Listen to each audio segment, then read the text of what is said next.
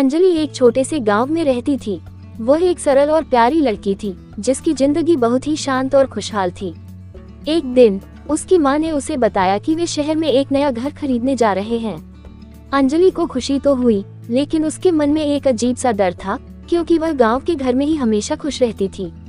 नए घर की पहली रात अंजलि ने महसूस किया कि कुछ अजीब था। घर के भीतर का माहौल भारी और ठंडा था, जैसे कोई साया हर कोने में छुपा हो। रात के समय अंजलि को हल्की सी आवाजें सुनाई देने लगी। शुरुआत में उसने इन आवाजों को अनदेखा किया, लेकिन धीरे धीरे वे और भी तेज होने लगी। ऐसा लगता था जैसे किसी ने कमरे में हल्की सी कदमों की आवाज छोड़ी हो।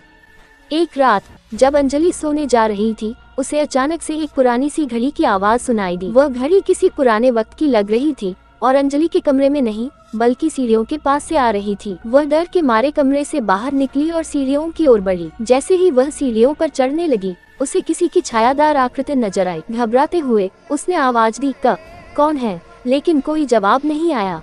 अचानक उसकी आंखों के सामने वह आकृति और करीब आ गई।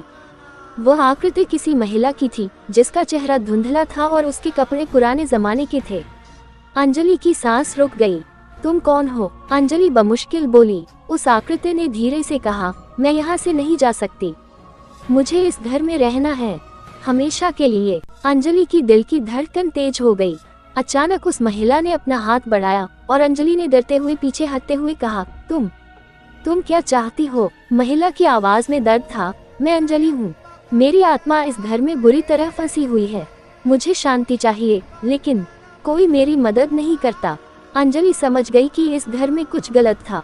वह पूरे दिल से उस महिला की मदद करना चाहती थी ताकि वह शांति से इस दुनिया से जा सके।